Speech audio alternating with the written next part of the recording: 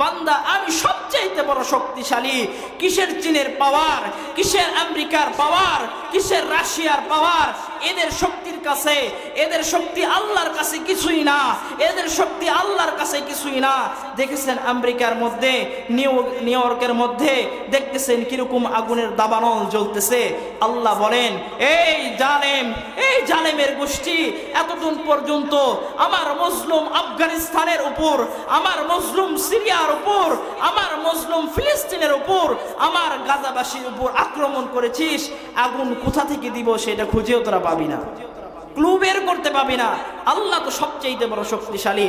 আল্লাহ বলেন, আমি সবচাইতে বড় শক্তিশালী। আন্নাল কুওয়াতা লিল্লাহি জামিআ, আমার চাইতে বড় শক্তিশালী আর কেউ নাই। আল্লাহ বলেন, বান্দা 50 বছর 60 বছর গুনাহ করেছস, আমার দিকে আয়, আমি তোকে মাফ করে দিব। আল্লাহ ডাকেন, ফাফিরু ইলাল্লাহ, ফাফিরু ইলাল্লাহ। বান্দা আয়, তোরা আমার দিকে আয়, আমি তোদেরকে মাফ করে দিব। আল্লাহ বলেন, বান্দা এত সুন্দর করে বানালাম, আশরাফুল মাখলুকাত, শ্রেষ্ঠত্ব মাখলুকাত দিলাম, পৃথিবীর মধ্যে সবচাইতে শ্রেষ্ঠ উম্মত হিসেবে তোদেরকে স্বীকৃতি দিলাম, তারপরে তোরা যাত্রার প্যান্ডেলের দিকে দৌড়াস। আল্লাহ বলেন, ইয়া আইয়ুহাল ইনসান মা গররাকা বিরব্বিকাল কারীম। আল্লাহ বলেন, ইয়া আইয়ুহাল ইনসান মা গররাকা বিরব্বিকাল কারীম। হাই বন্ধু, আল্লাহ বলেন, হে বান্দা, আমি মহান মহিমাময় রব থেকে তোকে কিসে দূরে সরাই দিল? দুনিয়ার কোন মহাব্বতে তোকে দূরে সরাই দিল? হে বান্দা, আমি তো তোকে খাওয়াই, আমি তো তোকে পড়াই, আমি তো তোকে সম্মান দিয়েছি, আমি তো তোকে ইজ্জত দিয়েছি। এই জন্য ভাই, আমাদের বড় দুঃখের সাথে বলতে হয়, আল্লাহ সবকিছু দেনেওয়ালা, আল্লাহ সবকিছু দেয়। কিন্তু আমাদের সমাজের মধ্যে এমনও লোক আছে, তারা আল্লাহ যে দেয়, আল্লাহ যে দেনেওয়ালা, আল্লাহ যে খাওয়ানেওয়ালা, আল্লাহ যে বাঁচানেওয়ালা, আল্লাহ যে ইজ্জত দেনেওয়ালা, আল্লাহ যে চেয়ার দেনেওয়ালা, আল্লাহ যে সব দেয়, এইটা যদিও মুখে বলি অন্তরে বিশ্বাস করে না। আছে না ভাই? আমাদের সমাজের মধ্যে এরকম আছে যে আল্লাহ সব দেয়, কিন্তু আল্লাহকে এটা মুখে বললে অন্তরের মধ্যে ওই রকম নাই। একদিন মসজিদের মধ্যে নামাজ পড়ে ফজরের পর বসা, যে এলাকার মধ্যে ছিলাম, ওই এলাকার মধ্যে পটল আবাদ হয়। তো আপনারা বুঝে থাকবেন, আপনাদের এলাকা হয়তো কোথাও হতে পারে। তো পটলকে বড় করার জন্য, মানে বড় যেন হয়, এই জন্য পটলের মধ্যে ফুল শুঙ্গাইতে হয়। একটা পুরুষ ফুল নিয়ে যায়, প্রত্যেকটা ফুলের মধ্যে এইভাবে ঠেকাইতে হয়, তাহলে পটল বড় হয়। তো মসজিদের মধ্যে বসা, তো ফজরের পরে এইভাবে পটলে ফুল শুঙ্গানোর জন্য যাচ্ছিল। তো এক পর্যায়ে আমি মসজিদের থেকে শুনতেছি, তো এক ভাই ডাক দিয়ে বলতেছেন, এই বছর যদি আমার পটলের ভিটা না থাকতো তো ব্যাস। কিতাবুন আনজালনাহু ইলাইকা লিতুখরিজান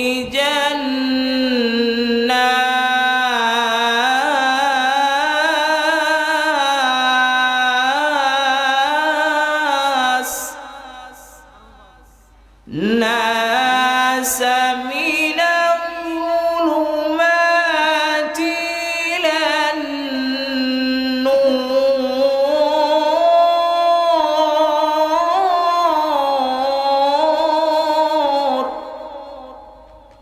আল্লাহ তাআলা আয়াতের মধ্যে বলেন, ওগো রাসূল, এমন একটি কিতাব যা আপনার উপর নাজিল করা হয়েছে, এই কিতাব অন্ধকারের পথের মানুষগুলাকে আলোর পথ দেখায়। সুবহানাল্লাহ।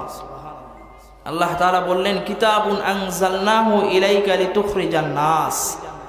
ওগো রাসূল, এই কিতাব এমন যা আপনার উপর নাজিল করা হয়েছে, যেটা অন্ধকারের পথের মানুষগুলাকে আলোর পথ দেখায়। সুবহানাল্লাহ বলেন ভাই। আল্লাহ রাসূল সাল্লাল্লাহু আলাইহি সাল্লামের অসংখ্য হাদিস থেকে ছোট্ট একটি হাদিস পাঠ করেছি। আল্লাহ রাসূল সাল্লাল্লাহু আলাইহি সাল্লাম বলেন, মান ক্বারাআল কুরআন ফাস্তাযহারাহু ফাআহাল্লা হালালাহু ওয়া হাররামা হারামাহু আদখালাহুল্লাহুল জান্নাহ। আল্লাহ রাসূল সাল্লাল্লাহু আলাইহি সাল্লাম বলেন, মান ক্বারাআল কুরআন, যে কোরআন পড়েছে, ফাস্তাযহারাহু, যে কোরআনকে সংরক্ষণ করেছে, ফাআহাল্লা হালালাহু, যে হালাল অনুযায়ী চলেছে, ওয়া হাররামা হারামাহু, যে হারাম থেকে বেঁচেছে, ফাআদখালাহুল্লাহুল জান্নাহ, আল্লাহ তাআলা তাকে জান্নাতের মধ্যে প্রবেশ করাবেন। সুবহানাল্লাহ, সুবহানাল্লাহ। আল্লাহ রাসূল সাল্লাল্লাহু আলাইহি সাল্লাম শুধু এতটুকু বলেই ক্ষান্ত হন নাই। এরপরে আল্লাহ রাসূল সাল্লাল্লাহু আলাইহি সাল্লাম আরো বলেন, ওয়াশাফাআহু ফি আশারাতিন মিন আহলি বাইতিহি কুল্লুহুম ক্বাদ ওয়াজাবাত লাহুন নার।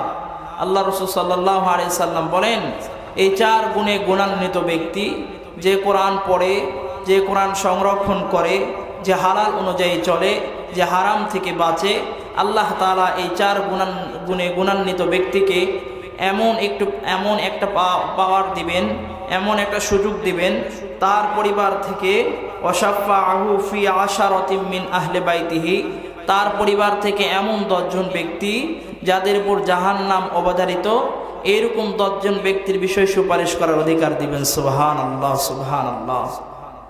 আল্লাহ তাআলা বললেন যে কোরআন এমন কিতাব, যেই কিতাব অন্ধকারের পথের মানুষগুলাকে আলোর পথ দেখায়। কোরআন এমন কিতাব, যেই কিতাব অনুযায়ী চোর যদি এই কোরআন অনুযায়ী চলে, সে আর চুরি করতে পারে না, সে ভালো হয়ে যায়। কোরআন এমন একটি কিতাব, এই কোরআন অনুযায়ী যে কোনো সন্ত্রাস, কোনো চালচোর, কোনো গমচোর, জনগণের ওপর জুলুমকারী কোনো ব্যক্তি কোরআন অনুযায়ী যদি চলে, তো আল্লাহ তাআলা এই কোরআনের বরকতে তাকে আলোর পথ দেখায়, জান্নাতের পথ দেখায়। সুবহানাল্লাহ, সুবহানাল্লাহ। কিন্তু বড় দুঃখ আর কষ্টের বিষয়, যেখানে কোরআনের আয়োজন হয়, যেখানে কোরআনের ব্যবস্থাপনা করা হয়, যেখানে কোরআন হাদিস থেকে গুরুত্বপূর্ণ আলোচনা করার মতো সুযোগ করে দেওয়া হয়, মাদ্রাসা, মসজিদ, ঈদগাহ, মাহফিল, এই জায়গাগুলোতেই সমস্যা বর্তমান সময়ে বেশি। এই জায়গাগুলোতেই বর্তমান সময়ে নাস্তিক, ইহুদি, খ্রিস্টান এবং ভারতের রয়ের দালালদের চোখ নজর বেশি। এই জায়গাগুলোতেই আমাদের দেশে যে ভারতের দালালরা আছে, এই জায়গাগুলো দেখলেই তাদের গায়ের মধ্যে চুলকানি শুরু হয়। কিন্তু বড় দুঃখ আর কষ্টের বিষয়, নিজের সন্তান, নিজের পরিবারের উপরে আক্রমণ আসলে, নিজের পিতার উপরে আক্রমণ আসলে, নিজের ফ্যামিলির কারো উপর আক্রমণ আসলে, সেটা আমরা প্রতিহত করার জন্য যে কোনো পদ্ধতি অবলম্বন করি। কিন্তু কোরআন, মাদ্রাসা, মসজিদ, দিন ধর্মের উপর যদি কোনো আক্রমণ আসে, যারা ইমানদার, ইমানের তেজ আছে, তারা রাজপথে নেমে বুকের তাজা রক্ত দেয়। কিন্তু যারা নামধারী মুসলিম, তারা ওই দালালদের সাথে তাল মেলায়। আওয়াজ করে বলেন ঠিক কিনা ভাই? এই জন্য যে কয়েকজন উপস্থিত আছেন, দিল থেকে মহাব্বতে, আকীদাতের সাথে রবকে খুশি করার লক্ষ্যে সমস্বরে, উচ্চ কণ্ঠে সকলে বলি আলহামদুলিল্লাহ। আবারও বলি আলহামদুলিল্লাহ। বাংলাদেশে কোনো এক সময় তসলিমা নাসরিন দিন, ধর্ম, কোরআন, হাদিস, আল্লাহ বিরোধী বক্তব্য দেওয়া শুরু করলো। ঠিক এমতো অবস্থায় আল্লামা আজিজুল হক সাহেব রহমতুল্লাহি আলাইহি বাইতুল মুকাররমের উত্তর গেটে এক জুমাবারে বললেন, তসলিমা নাসরিন হচ্ছে ধর্মের ঘরের একটা ছেঁচড়া চুন্নি। তসলিমা নাসরিন ধর্মের ঘরের ছেঁচড়া চুন্নি। আমাদের গ্রামগঞ্জেও ছেঁচড়া চোর আছে। এই ছেঁচড়া চোরেরা চুরি করে কি? কারো ক্ষেত থেকে শস্য আবাদ, কারো বাসা থেকে কাপড়, মসজিদের সামনে থেকে জুতা। এই ছেঁচড়া চোরেরা এগুলো চুরি করে নিয়ে গিয়ে নিশা পান করে, তাই না? নিশা খায়। তো আল্লামা আজিজুল হক সাহেব রহমতুল্লাহি আলাইহি বলেন, কোনো ব্যক্তির ঘরের মধ্যে যদি ছেঁচড়া চোর ঢোকে, একে তাড়াবার জন্য মালিককে দাবটি, কুড়াল, রাইফেল কিছুই নিতে হয় না। যদি মালিক একটু জাগ্রত হয়ে গলা খাকানি দেয়, তো ছেঁচড়া চোর পালাতে এমনিই বাধ্য হয়। ঠিক কিনা ভাই? তো আল্লামা আজিজুল হক সাহেব রহমতুল্লাহ আলাইহি বলেন, তসলিমা নাসরিন হচ্ছে ধর্মের ঘরের একটা ছেঁচড়া চুন্নি। একে তাড়াবার জন্য ঢাকার রাজপথে রাইফেল নিয়ে আমাদেরকে মিছিল মিটিং করতে হবে না। বাইতুল মুকাররমের উত্তর গেট থেকে একবার জোরে তাকবীর দাও, যে তসলিমা নাসরিন সারা জীবন কোরআন ও হাদিস এর বিরোধিতা করেছে, এমনিই পালাতে বাধ্য হবে। তো পরে দেখা গেল আল্লামা আজিজুল হক সাহেব রহমতুল্লাহ আলাইহির কথাই বাস্তব হয়েছিল। যেই তসলিমা নাসরিন সারা জীবন বুরকা, হেজাব, জিলবাবের বিরোধিতা করেছে, বাইতুল মুকাররমের উত্তর গেটের তৌহিদি জনতার স্লোগানে ওই তসলিমা বোরখা পরে রাতের অন্ধকারে দেশ ত্যাগ করতে বাধ্য হয়েছে। ঠিক কিনা ভাই? তো আপনারাও জোরে তাকবীর দেন, জোরে আওয়াজ করেন। এখনো পর্যন্ত আমাদের দেশে যে ভারতের দালাল, ইহুদি খ্রিস্টানদের পাঁচটা গোলাম, আমাদের দেশে এখনো যে জনগণের চাল চোর, গম চোর, ভুট্টা চোর, জনগণের শীতের সময় যে কম্বল দিয়েছে, সেই কম্বল পর্যন্ত তারা চুরি করেছে, তারাও পালাতে বাধ্য হবে। ঠিক কিনা ভাই? এই জন্য দিল থেকে মহাব্বতে, আকীদাতের সাথে রবকে খুশি করার লক্ষ্যে শুকরিয়া আদায় করি। সকলে বলি আলহামদুলিল্লাহ। আমার যে বিষয়, ছোট্ট একটা বিষয় নিয়েছি, এই বিষয়ের উপর অল্প কিছুক্ষণ আলোচনা করব। অনেক মেহমান তো, তারাও আসবেন, কথা বলবেন। এই জন্য এলাকার মধ্যে যারা আছেন অতি দ্রুত চলে আসে। ওলামা একরামরা অনেক দূর থেকে অনেক কষ্ট করে আসতেছেন, দিনের স্বার্থে, ইসলাম প্রচারের স্বার্থে আসতেছেন, তো আপনারা চলে আসেন। তো যে বিষয়টা আমি বলতে চাচ্ছিলাম, কোরআনে কারিমে আল্লাহ তাআলা বললেন যে কোরআন এমন একটি কিতাব, যে কিতাব মানুষকে অন্ধকারের পথ থেকে আলোর পথ দেখায়। আল্লাহ রাসূল সাল্লাল্লাহু আলাইহি সাল্লাম বললেন, কোরআনে কারিম যে পড়ে, যে সংরক্ষণ করে, যে হালাল অনুযায়ী চলে, হারাম থেকে বাঁচে, আল্লাহ তাআলা তাকে জান্নাতের মধ্যে তো দিবেনই। ওই ব্যক্তির পরিবার থেকে এমন 10 জন ব্যক্তি যাদের উপরে জাহান্নাম অবধারিত, এই 10 জন ব্যক্তির বিষয়ে সুপারিশ করার অধিকার দিবেন। তাহলে এই যে আল্লাহ তাআলা এত বিশাল বড় একটা ফজিলত অফার বান্দাদের সামনে দিলেন, আল্লাহ রাসূল সাল্লাল্লাহু আলাইহি সাল্লাম এত বড় বিশাল একটা ফজিলতের কথা আমাদের কাছে বললেন, তাহলে বড় দুঃখ আর কষ্টের বিষয় যে এই জায়গায় কোরআন পড়লে জান্নাতে যাওয়া যায়, কোরআন পড়লে নিজের পরিবারকে জান্নাতের মধ্যে নিয়ে যাওয়ার মতো সুযোগ করে দেয় আল্লাহ। সেই জায়গার মধ্যে আমাদের বাচ্চারা যখন বড় হয়, বুঝতে শিখে, এই বাচ্চাদেরকে আমার কোরআনে কারিম শিক্ষা দেওয়া বাদ দিয়ে হাট্টিমা টিম শিক্ষা দেয়, ঠিক কিনা ভাই? আমরা হাট্টিমা টিম শিক্ষা দেই।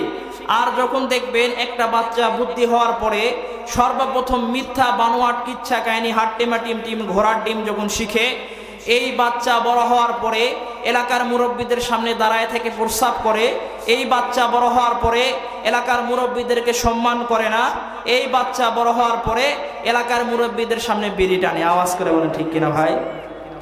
আর দেখবেন যে এই বাচ্চাগুলা বুদ্ধি হওয়ার পরে কথা যখন বলতে শিখে, একটু যখন বুদ্ধি হয়, এই বাচ্চাদেরকে যখন তার আব্বা আম্মা কালেমা তাইয়্যিবা শিক্ষা দেয়, মাদ্রাসা মক্তবে পড়ায়, আলিফ বা তাসা পড়ায়, এই বাচ্চাগুলা বড় হয়ে মুরব্বীদের সাথে বেয়াদবি করে না, এরাই মুরব্বীদের সাথে আদবি করে, সালাম দেয়, ঠিক কিনা ভাই?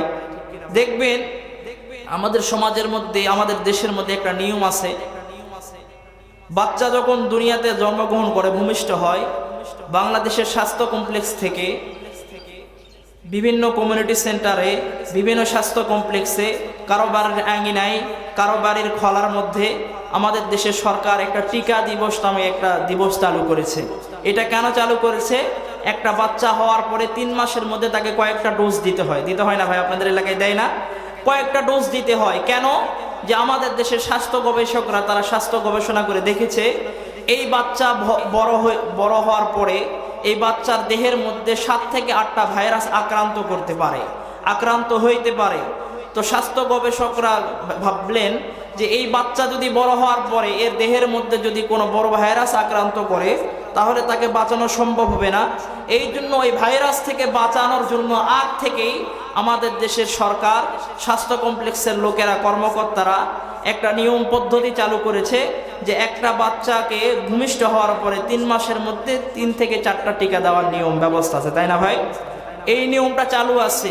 তাহলে আপনারা এখন বোঝেন, একটা বাচ্চাকে জন্মের পরে এই বাচ্চাকে 8 থেকে 10টা ভাইরাস থেকে বাঁচার জন্য আগ থেকেই যদি এই পদ্ধতি অবলম্বন করা হয়, হাম এবং জার্মের টিকা তার শরীরের মধ্যে দিতে হয়, তাহলে আমাদেরকে এটা ভাবা দরকার, আমাদের এইটা চিন্তা করা দরকার যে আমাদের সন্তান বড় হওয়ার পরে, বয়স হওয়ার পরে, যুবক হওয়ার পরে এই সন্তান যেন নাস্তিক না হয়। এই জন্য এই সন্তানকে আগ থেকেই কোরআনের শিক্ষায় শিক্ষিত করা দরকার, ঠিক কিনা ভাই? আগ থেকেই কোরআনের শিক্ষায় শিক্ষিত করা দরকার। কিন্তু বড় দুঃখের বিষয়, বাচ্চাদেরকে হাট্টিমা টিম শিক্ষা দেয়, আর এই ছোট্ট মাসুম বাচ্চা, যেখানে প্রথমেই আল্লাহর নাম তার মুখে দেওয়ার কথা, আল্লাহর নাম মুখে না দিয়ে যখন হাট্টিমা টিম এই বাচ্চা বলে, আমাদের গ্রামগঞ্জের চাচা, ফুবা, খালু এই বাচ্চার মুখে মানে চুমা দিতে দিতে গাল ভিজে ফেলায়, এই বাচ্চার মুখে চুমা দিতে দিতে গাল ভিজে ফেলায়। আরে ভাই, আপনার বাচ্চা মিথ্যা বানোয়াট কিচ্ছা কাহিনী কবিতা শিখার পরে যদি তুমি এত খুশি হও, তুমি এইটা ভেবে রাখো, চিন্তা করে রাখো, এক সময় এমন আসবে ওই বাচ্চা, তুমি যখন চলতে পারবে না, ওই বাচ্চা তোমাকে বৃদ্ধাশ্রমে রাখবে। আওয়াজ করে বলেন ঠিক কিনা ভাই? অবশ্যই রাখবে। ইমাম ফখরুদ্দিন রাজি রহমতুল্লাহ আলাইহি বলেন, বাবা তোমার বাচ্চাকে আউযুবিল্লাহ বিসমিল্লাহ শিক্ষা দিও। তাফসিরে কাবিরের মধ্যে লেখেন ইমাম ফখরুদ্দিন রাজি, বাবা তোমার বাচ্চাকে বিসমিল্লাহ শিক্ষা দিও, মাদ্রাসায় পড়ায়ও, মক্তবে পড়ায়ও, এর বিনিময়ে আল্লাহ তাআলা তোমার কবরের আযাব মাফ করতে পারে। তো ইমাম ফখরুদ্দিন রাজি রহমতুল্লাহ আলাইহি বলেন, হযরত মূসা আলাইহিস সালাম একদিন রাস্তায় যাচ্ছিলেন। হঠাৎ করে রাস্তার পাশে একটা কবরের মধ্যে দেখলেন খুব আযাব চলতেছে, এমন আযাব চলতেছে, এই আযাবের কারণে গোলাম হাউমাউ করে চিৎকার করতে আর কান্না করতেছে আর বলতেছে আমারে বাঁচাও, এমন আযাব তো আমার সহ্য হয় না। তার সন্তানকে ডাক দিয়ে বলতেছে, সন্তান, দুনিয়ার মধ্যে কোনো সময়ে তোমার কোনো কিছু প্রয়োজন পড়লে আমাকে বলতা, আমি তোমার সমস্যার সমাধান করে দিতাম, যেটা চাইতা আমি দিতাম। আজকে আমি বিপদে, তোমরা আমাকে বাঁচাও, জাহান্নামের আগুন আমার সহ্য হয় না, কবরে আযাব আমি সহ্য করতে পারি না। এইভাবে চিৎকার করতেছে আর বলতেছে। গোলাম হযরত মূসা আলাইহিস সালাম রাস্তার পাশ থেকে দীর্ঘ সময় পর্যন্ত পার্থক্য করে দেখলেন আর ভাবতেছেন, হায়, এই গোলামের কি কারণে কবরের মধ্যে আযাব হয়, কি কারণে, কি এমন পাপ করেছে তার কারণে কবরের মধ্যে আযাব হচ্ছে। মূসা আলাইহিস সালাম এটা দেখার পরে তার কাজের মধ্যে চলে গেলেন। হযরত দীর্ঘ সময় অতিবাহিত করলেন। আবার ওই রাস্তায় যখন ব্যাগ আসতেছিলেন, দেখতেছেন কিছুক্ষণ আগে দেখলেন যে এই কবরের মধ্যে আযাব চলতেছিল, দেখতেছেন কিছুক্ষণ আগেই কবরের মধ্যে গোলাম চিৎকার করে কান্না করতেছিল। এখন মূসা আলাইহিস সালাম নজর করে দেখেন ওই কবরের মধ্যে আর কোনো আযাব নাই। সুবহানাল্লাহ বলেন ভাই, সুবহানাল্লাহ। মূসা আলাইহিস সালাম এবার অবাক হলেন, আল্লাহর দিকে মোতাওয়াজ্জহ হলেন, আল্লাহকে ডেকে ডেকে বললেন, আল্লাহ, কিছুক্ষণ আগে দেখলাম আপনার গোলামের কবরের মধ্যে আযাব চলতেছিল, কিছুক্ষণ আগে দেখলাম গোলামের কবরের মধ্যে আগুন জ্বলতেছিল, কিন্তু এখন দেখতেছি গোলামের কবরের মধ্যে আর কোনো আযাব নাই, এখন দেখতেছি গোলাম জান্নাতের মধ্যে বসা, কিভাবে মাফ হলো? আল্লাহ তাআলা ওহী নাজিল করলেন। জিবরাইল আলাইহিস সালাম এসে বললেন, মূসা কালিমুল্লাহ, আপনি কবরওয়ালাকে জিজ্ঞাসা করেন। কবরওয়ালার জবান আল্লাহ খুলে দিয়েছেন। সুবহানাল্লাহ, সুবহানাল্লাহ। এবার মূসা আলাইহিস সালাম কবরওয়ালার দিকে মুতাওয়াজ্জিহ হলেন। मौत को समझा है गाफिल इख्तितामे जिंदगी, मौत को समझा है गाफिल इख्तितामे जिंदगी, दर हकीकत मौत तेरे इब्तिदाए जिंदगी, दर हकीकत मौत तेरे इब्तिदाए जिंदगी, आइश इशरत के लिए दुनिया नहीं, आइश इशरत के लिए दुनिया नहीं, याद रख तू बंदा है मेहमान ही, याद रख तू बंदा है मेहमान ही। हाय बंधु, एबार मूसा आलैहिस सालाम কবরওয়ালার দিকে মুতাওয়াজ্জিহ হইলেন। কবরওয়ালাকে ডাক দিয়া কয়, ভাইয়া,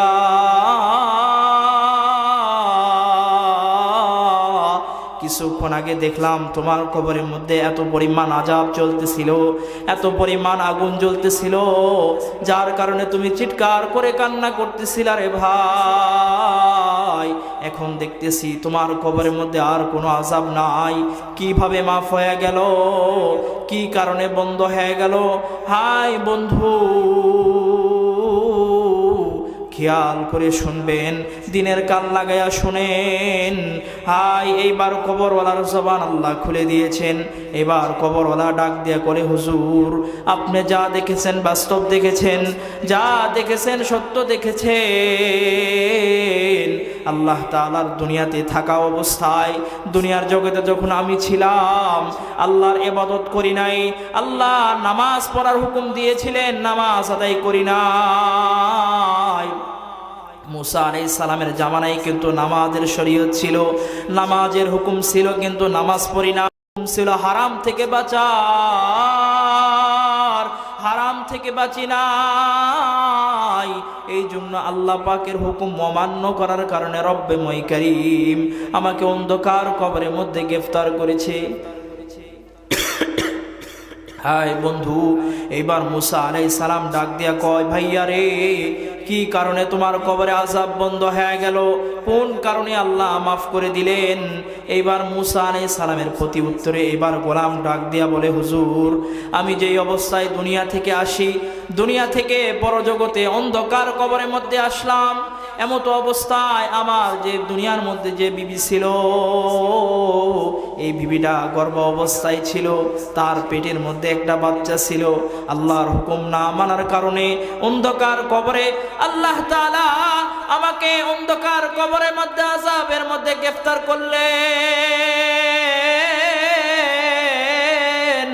কিন্তু আমার যে স্ত্রীর পেটের মধ্যে যে বাচ্চা, এই বাচ্চা যখন দুনিয়ার মধ্যে ভূমিষ্ঠ হয়েছে, এই বাচ্চা যখন আস্তে আস্তে কথা বলতে শিখেছে, এই বাচ্চা যখন আস্তে আস্তে চলাফেরা করতে শিখেছে, আমার বিবি মুক্তবের মধ্যে ভর্তি করাইছে। এই বাচ্চাকে যখন মুক্তবের মধ্যে দিছেন, মুক্তবের শিক্ষক, মাদ্রাসার শিক্ষক সুন্দরভাবে ওযু তাজা করাইছেন, সুন্দরভাবে পবিত্রতা অবলম্বন করাইছেন। হাই বন্ধু, এবার সুন্দর একটা জায়নামাজের মধ্যে বসাইয়া আমার এই বাচ্চাকে তার শিক্ষক বলতেছেন, বাবা আমি যা বলবো তুমিও সেইটা বলো। এবার মাদ্রাসার শিক্ষক বলতেছেন, বিসমিল্লাহির রহমানির রহিম। মাদ্রাসার শিক্ষক সুন্দর করে বলেন, বিসমিল্লাহির রহমানির রহিম। মাদ্রাসার শিক্ষক যখন বিসমিল্লাহির রহমানির রহিম পড়ে, এই বাচ্চা তার কসি জবান দিয়া বিসমিল্লাহির রহমানির রহিম যখন পড়েছেন, আল্লাহ তাআলা আসমান থেকে দেখতেছেন, আসমান থেকে দেখতেছেন রহমানুর রহিম। আল্লাহ তাআলা তো দয়ালু, আল্লাহ তো মেহেরবান, আল্লাহ তো রহমানুর রহিম। আল্লাহর দিলের মধ্যে, আল্লাহর অন্তরের মধ্যে সবচাইতে বেশি মায়া। এবার আসমান থেকে আল্লাহ দেখতেছেন আর বলতেছেন, এই ফেরেশতা আর আযাব দিস না, আমার গোলামের কবরের মধ্যে আর আযাব দিস না, আমার গোলামের কবরের মধ্যে আর আগুন জ্বালাস না। আমার গোলাম রহমানুর রহিম করছে ঘোষণা, আমি রহমান নামের ওসিলা করে আমার গোলামের কবরের আযাব মাফ করে দিলাম। সুবহানাল্লাহ, বলেন সুবহানাল্লাহ। হাই বন্ধু, ইমাম ফখরুদ্দিন রাজি রহমতুল্লাহ আলাই বলেন, বাবা তোমার বাচ্চাকে আউযুবিল্লাহ বিসমিল্লাহ শিক্ষা দিও, বাবা তোমার বাচ্চাকে মুক্তবের মধ্যে ভর্তি করাও, বাবা তোমার বাচ্চাকে কোরআনে কারীম শিক্ষা দিও। এর বিনিময়ে রব্বে মই কারীম তোমার আমার কবরে আযাব মাফ করতে পারে। কিন্তু বড় দুঃখের বিষয়, আজকে আমার সন্তান, আমার কলিজার টুকরা সন্তানকে আমি আর আপনি মিথ্যা বানোয়াট কিচ্ছা কাহিনী শিক্ষা দেই। আমি আর আপনি আমার বাচ্চাকে এমন শিক্ষা দেই যে শিক্ষার কারণে বাচ্চা নাস্তিক হয়ে যায়। ঠিক কিনা ভাই? আমাদের সন্তানরা নাস্তিক হচ্ছে, আমাদের সন্তানরা মুরতাদ হচ্ছে, ভারতের রয়ের দালালদের দালাল হচ্ছে, গোলাম হচ্ছে। বড় দুঃখের সাথে বলতে হয়, আজকে মুসলিম ঘরের সন্তানের দিলের মধ্যে আল্লাহর ভয় না থাকার কারণে, কোরআনের শিক্ষা না থাকার কারণে, আল্লাহর শিক্ষা শিক্ষিত না হওয়ার কারণে এই সন্তান এফআরসিএস, এফসিএস, এমএবিএস যত বড় ডিগ্রি আছে, যত বড় শিক্ষায় শিক্ষিত হোক না কেন, আল্লাহর শিক্ষায় শিক্ষিত না হওয়ার কারণে, আল্লাহর ভয় অন্তরে না থাকার কারণে এই সন্তান বড় হয়ে নাস্তিক হওয়ার সম্ভাবনা আছে। আওয়াজ করে বলেন ঠিক কিনা? এই সন্তানই বড় হয়ে নাস্তিক হওয়ার সম্ভাবনা থাকে। এই সন্তান বড় হয়ে তসলিমা নাসরিনের মতো বেশ্যা মহিলার দালালি করার মতো সুযোগ হতে পারে।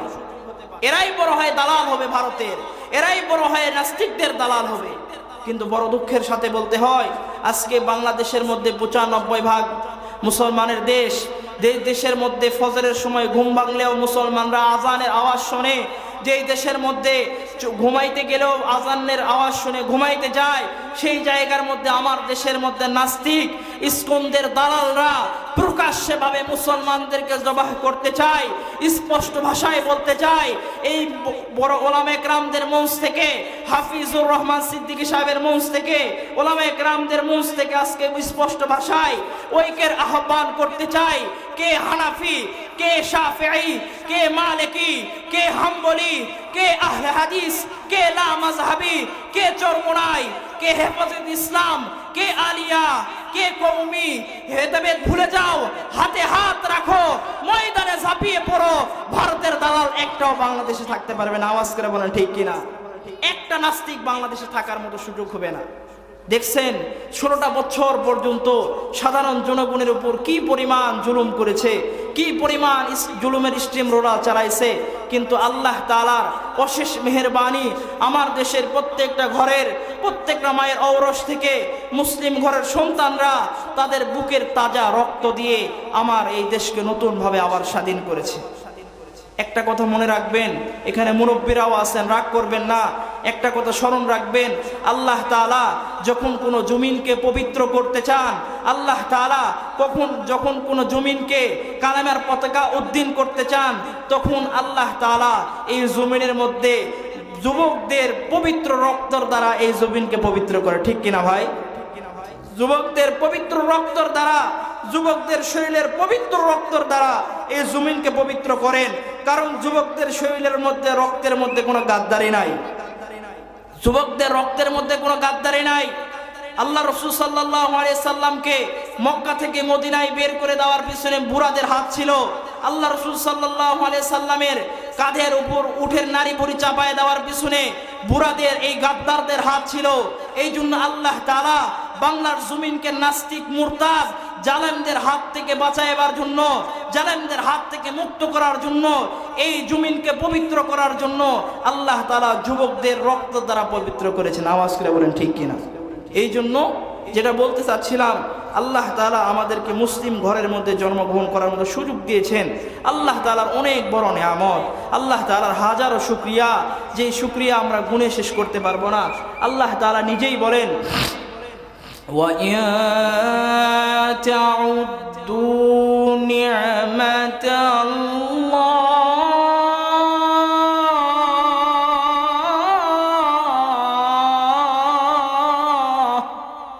আল্লাহ তাআলা নিজেই বলেন, এ বান্দা, এই পরিমাণ তোমাদেরকে আমি নিয়ামত দান করেছি যেইটা তোমরা গুণে শেষ করতে পারবে না, যেইটা তোমরা গুণে শেষ করার মতো কোনো সুযোগ নাই।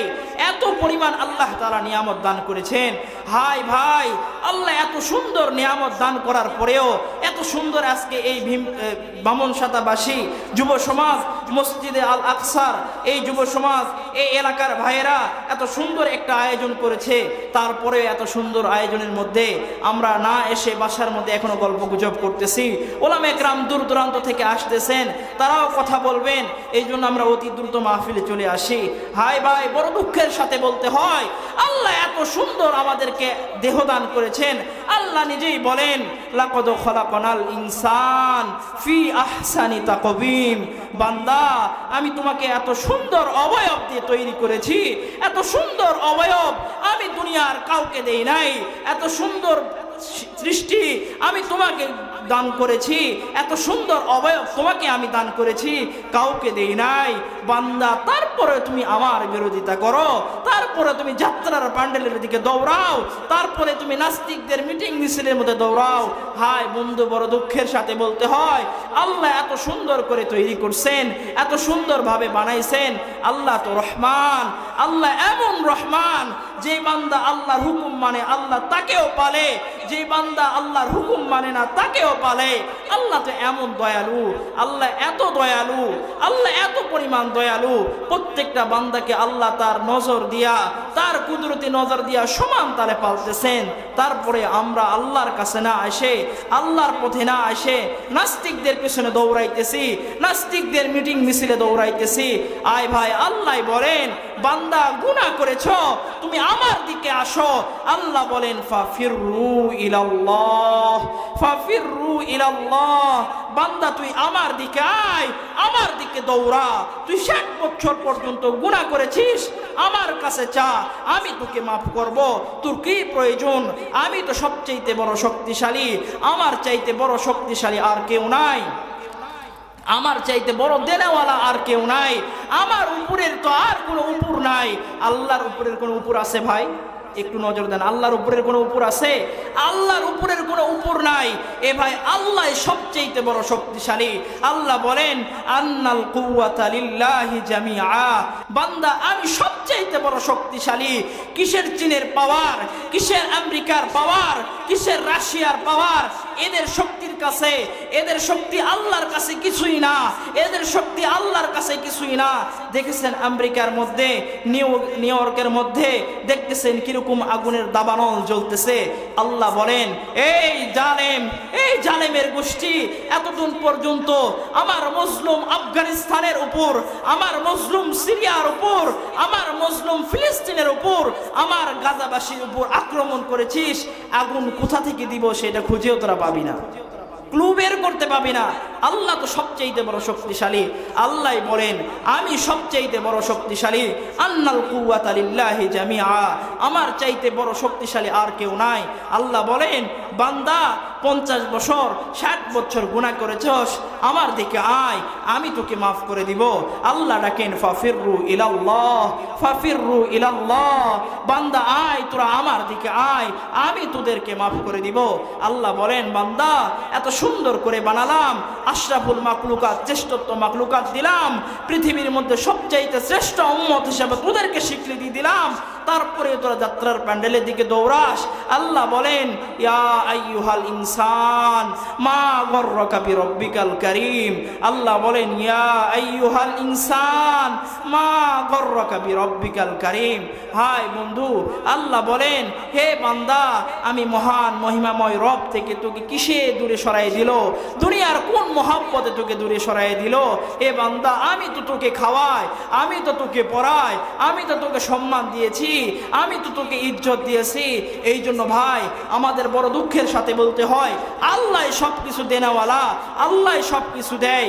কিন্তু আমাদের সমাজের মধ্যে এমনও লোক আছে, তারা আল্লাহ যে দেয়, আল্লাহ যে দেনেওয়ালা, আল্লাহ যে খাওয়ানেওয়ালা, আল্লাহ যে বাঁচানেওয়ালা, আল্লাহ যে ইজ্জত দেনেওয়ালা, আল্লাহ যে চেয়ার দেনেওয়ালা, আল্লাহ যে সব দেয়, এইটা যদিও মুখে বলি অন্তরে বিশ্বাস করে না। আছে না ভাই? আমাদের সমাজের মধ্যে এরকম আছে যে আল্লাহ সব দেয়, কিন্তু আল্লাহকে এটা মুখে বললে অন্তরের মধ্যে ওই রকম নাই। একদিন মসজিদের মধ্যে নামাজ পড়ে ফজরের পর বসা, যে এলাকার মধ্যে ছিলাম, ওই এলাকার মধ্যে পটল আবাদ হয়। তো আপনারা বুঝে থাকবেন, আপনাদের এলাকা হয়তো কোথাও হতে পারে। তো পটলকে বড় করার জন্য, মানে বড় যেন হয়, এই জন্য পটলের মধ্যে ফুল শুঙ্গাইতে হয়। একটা পুরুষ ফুল নিয়ে যায়, প্রত্যেকটা ফুলের মধ্যে এইভাবে ঠেকাইতে হয়, তাহলে পটল বড় হয়। তো মসজিদের মধ্যে বসা, তো ফজরের পরে এইভাবে পটলে ফুল শুঙ্গানোর জন্য যাচ্ছিল। তো এক পর্যায়ে আমি মসজিদের থেকে শুনতেছি, তো এক ভাই ডাক দিয়ে বলতেছেন, এই বছর যদি আমার পটলের ভিটা না থাকতো তো ব্যস্তামি না, মরেই যেতাম। বলে যে পটলের ভিটা যদি না থাকতো তো ব্যস্তামি না, মরেই যেতাম। এ ভাই, পটল তো দিছে আল্লাহ, ইচ্ছা করলে কারেন্ট পোকা দিয়ে আপনার পটলের সমস্ত গাছ মারাই ফেলতে পারে। কিন্তু আল্লাহ এত সুন্দর পটল দিছে, এত সুন্দর শস্য আবাদ দিছে, ওই বলতেছে, মরার ঘরের মলা বলে কি, যে পটল যদি না থাকতো তো ব্যস্তামি না। কিন্তু আবার বলেন, এত সুন্দর পটল দিছে, শুকরিয়া আদায় কর, বলবে আলহামদুলিল্লাহ। কিন্তু যদি বলেন যে আল্লাহ এত সুন্দর পটল দিছে, আল্লাহর রাস্তায় কিছু দান কর না, ভাই একটু কষ্ট করে বসে পড়েন, একটা সৌন্দর্য আছে, একটু কষ্ট করে বসেন, অল্প কিছুক্ষণ কথা বলবো, বসেন, তাহলে ভালো লাগবে। আমিও কথা বলতে ভালো লাগবে, আপনারা শুনতেও ভালো লাগবে। আমাদের বড়রা বলেন, আকাবিররা বলেন যে আপনাকে সম্মান করলেও ইসলামের কথা বলতে হবে, কেউ সম্মান না করলে ইসলামের কথা বলতে হবে, কেউ দাওয়াত করলেও ইসলামের কথা প্রচার করতে হবে, কেউ দাওয়াত যদি না করে তার উপরে ইসলামের কথা প্রচার করতে হবে। আপনার নাম যদি পোস্টারে থাকে তারপরে ইসলামের কথা বলতে হবে, আপনার নাম যদি পোস্টারে না থাকে তারপরে ইসলামের কথা বলতে হবে। কিন্তু বড় দুঃখ লাগে, বড় কষ্ট লাগে, আমরা এমন পর্যায়ে যাচ্ছি, দিন যত গড়াচ্ছে, দিন যত যাচ্ছে, নোংরা থেকে নোংরা আমাদের সমাজের মধ্যে ধেয়ে আসতেছে, তাই না ভাই? নোংরা থেকে নোংরা আমাদের সমাজের মধ্যে ধেয়ে আসতেছে।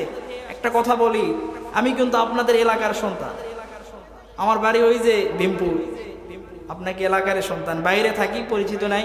এই তো গত বছরের আগত বছর আপনাকে ওই বামার সাথে হাই স্কুল মাঠেও আসছিলাম, এই মৌলানা শাহিন ভাইয়ের উদ্যোগে মাহফিল হয়েছিল, মাধ্যমে আসছিলাম। তো আপনাদের এলাকারই সন্তান, তো আপনারা এই যে একটা মহাব্বত ভালোবেসে দাওয়াত করছেন, আসছি, এটাই অনেক কিছু আমাদের জন্য, এইটাই অনেক কিছু। হাফিজুর রহমান সিদ্দিকীকে কুয়াকাটা থেকে ভাড়া করে আমরা নিয়ে আসতেছি, দাওয়াত দিয়ে নিয়ে আসতেছি, তাই না? হাফিজুর রহমান সিদ্দিকীকে কুয়াকাটা থেকে দাওয়াত করে আমরা নিয়ে আসতেছি, তাদের জবান থেকে দামি দামি কথা শোনার জন্য। আজকে পুরা বাংলাদেশ, পুরা ওয়ার্ল্ড তাদেরকে চিনে। তো আপনারা দোয়া করেন, আপনারা মহব্বত করতেছেন, ডেকে আনতেছেন, দাওয়াত দিয়ে নিয়ে আসতেন, এটা আলহামদুলিল্লাহ। আপনারা দোয়া করেন যে আমাদের এই বামনসাতা থেকে হাফিজুর রহমান সিদ্দিকী তৈয়ার হোক, আমাদের এই বামনসাতা থেকে আব্দুল খালেক শরীয়তপুরী তৈয়ার হোক, আমাদের এই বামনসাতা থেকে আল্লামা মামুনুল হক তৈয়ার হোক, আমাদের এই বামনসাতার জমিন থেকে আল্লামা খালেদ সাইফুল্লাহ আইয়ুবী তৈয়ার হোক, আমাদের এই বামনসাতা থেকে রেজাউল করিম তৈয়ার হোক, আমাদের এই বামনসাতার জমিন থেকে সৈয়দ ফয়জুল করিম তৈয়ার হোক। তো আমাদের এরকম আশা থাকতে হবে, আকাঙ্ক্ষা থাকতে হবে। তো আল্লাহ এরকম আশা আকাঙ্ক্ষা আমাদের বিবিদেরকে এরকম পর্দা পশিদের মধ্যে রাখলে তো অবশ্যই এই পেট থেকে আল্লামা মামুনুল হকই বের হবে। কেন? আল্লামা মামুনুল হক কি উনি একাই বড় হয়েছে? আপনার সন্তান কি বড় হবে না?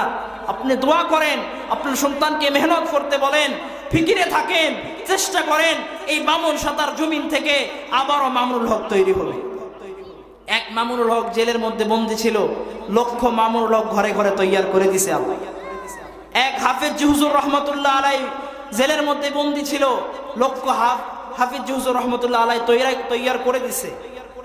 তো কুয়াকাটা থেকে হাফিজুর রহমান সিদ্দিকী আসতেছেন, অত দূর থেকে আসতেছেন আপনাদেরকে দামি দামি কথা শোনানোর জন্য, কোরআন হাদিস থেকে কথা শোনানোর জন্য। কিন্তু আমরা তাদের সম্মান রক্ষার্থে আমরা অতি দ্রুত মাহফিলে প্যান্ডেলের নিচে চলে আসি। তো যেই কথা বলতে চাচ্ছিলাম ভাই, কোরআনে কারিম এমন একটি কিতাব, যেই কিতাব অনুযায়ী যদি কোনো চোর বাটপার চিটার চলে তো আল্লাহ তাআলা তাকে সেই চোরের থেকে বাঁচায় দেয়, ভালো বানায় দেয়, হারাম পথে চললে হালাল পথে চলার মতো সুযোগ করে দেয়। এইরকম পাওয়ারফুল একটা কিতাব। কিন্তু বড় দুঃখ লাগে, আল্লাহ আমাদেরকে সব দিছেন, আল্লাহ আমাদেরকে পালতেছেন। কোনো মেশিন বাজার থেকে কিনলে সেই মেশিন চালানোর জন্য কি নিয়ম পদ্ধতি মেশিনের কাগজের মধ্যে লেখা থাকে, বইয়ের মধ্যে লেখা থাকে। কিন্তু আল্লাহ তাআলা বান্দাদেরকে তৈয়ার করার পরেও এই বান্দা কিভাবে চলবে, হারাম থেকে কিভাবে বাঁচবে, আমার পথে কিভাবে আসবে, সিরাতুল মুস্তাকিমের পথের প্রতীক কিভাবে হবে, আল্লাহ তাআলা সেইটাও কোরআনে কারিমের মধ্যে বলে দিয়েছে। এই জন্য কোন কোরআনে কারিম অনুযায়ী কোনো বান্দা যদি চলে, সে আর খারাপ কাজ করতে পারে না, সে ভালো হয়ে যাবে। ইতিপূর্বে আমরা দেখেছি যারা জুলুম করেছে জনগণের উপর, যারা এই সাধারণ জনগণের উপর জুলুম করেছে, তারাও যদি কোরআন অনুযায়ী চলতো তাহলে তাদের থেকে জুলুম হতো না। আল্লাহ বলেন, জুলুম করো, ভালো কথা, জুলুম করতেছ করো, জুলুম আমি কিন্তু ছাড় দেই, কিন্তু ছেড়ে দেই না। তো আল্লাহ এমন ধরছে, এই জালেমদেরকে এমন ভাবে ধরছে, ছাড় দিছেন, তারপরে এমন ভাবে ধরছেন তাদের নাম এখন নিতে পর্যন্ত ভয় পায়। ঠিক কিনা ভাই? তাদের নাম নিতে পর্যন্ত ভয় পায়। আজকে আমরা আমাদের সমাজের প্রতিনিধি, আমাদের সমাজের যারা দায়িত্বশীল, যারা বিচার আচার করে, যারা ক্ষমতায় থাকে, তাদেরকে আমরা দেখে দেখে জায়গা দিব, চেয়ার দিব। এমন ব্যক্তিকে দিচ্ছেন, ভোটের আগে আপনাকে মামা বলতেছে, খালু বলতেছে, চাচা বলতেছে, ফুবা বলতেছে, নানি বলতেছে, নানা, কিন্তু ভোটের পরে আর কোনো খবর নাই। আছে না ভাই? ভোটের আগে আপনাকে বুকের মধ্যে চাপে নিবে, কিন্তু ভোট শেষ আর কোনো খোঁজ খবর নাই। আছে না ভাই? ওই যে এক মুরব্বী গ্রামের সাধারণ মানুষ ভোট কেন্দ্রে গেছে, আপনারা তো ভোট দিছেন, তো ভোট কেন্দ্রে গেছে, ভোট কেন্দ্রে যাওয়ার আগে, ভোট দেওয়ার আগে, সিল মারার আগে আপনার ক্যাম্প থেকে টোকেন নিতে হয় না ভাই? টোকেন নিয়ে ওই নাম্বার অনুযায়ী আপনাকে সিল মারতে হয়। তো বেচারা মুরব্বী ভোট দিতে গেছে, ভোট দেওয়ার সময়, ভোট দেওয়ার আগে ক্যাম্পে গেছে নাম্বার নেওয়ার জন্য। তো ক্যাম্পে যখন গেছে, তো এই ক্যাম্পে যে দালাল চাটুকাররা বসা, এখন বলতেছে এই চাচা আসতে, বাপজান আসতে, এই চাচাকে চেয়ার দাও, পানি দাও, এই দাও, সেই দাও, পারবিকাল অবস্থা জানেনি তো। তো পরবর্তীতে মুরব্বী এখন বসতে, চেয়ার দিছে বসতে, এখন এই মুরব্বী এখন বলতেছে বাবা ভোট দেওয়া তো লাগবে। তো তখন এই মুরব্বী এখন বলতেছে আমাকে এক গ্লাস পানি দাও। তো এখন এই ক্যাম্প থেকে যারা ক্যাম্পের মধ্যে যারা আছে, তো এই এখন এক গ্লাস 7 আপ দিছে, কাঁচের গ্লাসের মধ্যে 7 আপ দিছে। তো বেচারা গ্রামের মানুষ 7 আপ তো কোনোদিন খায়নি। এইবার চাচা এই 7 আপ যখন কাছে খায় খুব মজা লাগছে, খুব ভালো লাগছে। তো পরে খুব ভালো লাগছে, বলতেছে খুব মজা পাইছে। তো পরবর্তীতে এখন ওই চাচাকে এক দালাল ডাকতে বলতে, চাচা ও এই প্রতীকের উপর সিল মারেন। তো বেচারা তো গ্রামের মানুষ, সরল সিধে এক গ্লাস 7 আপ খায়, তো সেই মজা লাগছে।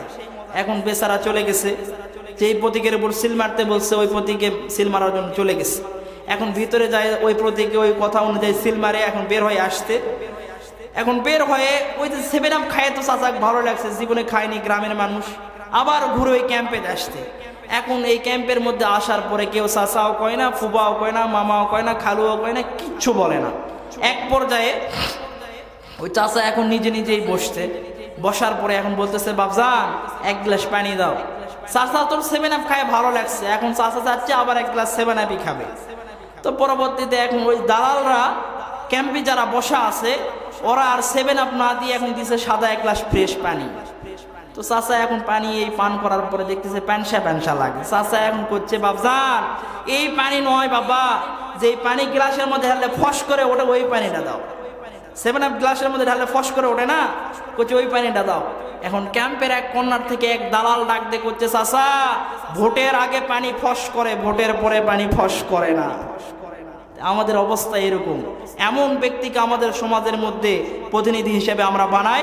ভোটের আগে চাচা ডাকে, ভোটের পরে আপনার সন্তানের জন্ম নিবন্ধন কার্ড করার জন্য 3 সপ্তাহ ঘোরা লাগে, ঠিক কিনা ভাই? এই জন্য শেষ করে দেবো, আমাদের আরেকজন মেহমান চলে আসতেন। যে কথাগুলো বললাম, আল্লাহ তাআলা আমল করার মতো তৌফিক দান করুন। আমাদের বাচ্চাদেরকে কোরআন ও হাদিসের শিক্ষায় শিক্ষিত করার মতো তৌফিক দান করুন। আল্লাহ তাআলা আমাদের আমল করার মতো সুযোগ করে দেন। যা কথা বললাম এর মধ্যে যেগুলো ভুল কথা ছিল আমার পক্ষ থেকে, যা সঠিক কথা ছিল আল্লাহর পক্ষ থেকে।